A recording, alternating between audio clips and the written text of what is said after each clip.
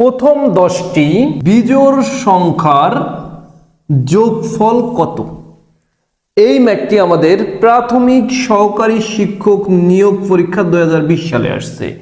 এই ম্যাথটি আমরা সলভ করব। দেখেন, প্রথম 10টি বিজোড় সংখ্যা, তাইলে কতটি 10টি, এমন প্রথম 10টি বা প্রথম 5টি যাই বলুক না কেন বিজোড় সংখ্যার যোগফল, তাইলে আমরা কি করব, এই সংখ্যাটাকে জাস্ট বর্গ করে দিব, অর্থাৎ স্কয়ার করে দিব।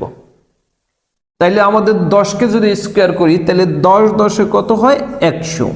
তাইলে আমাদের প্রথম 10টি বিজোড় সংখ্যার যোগফল কত? 100। এই 3 নম্বর অ্যান্সার।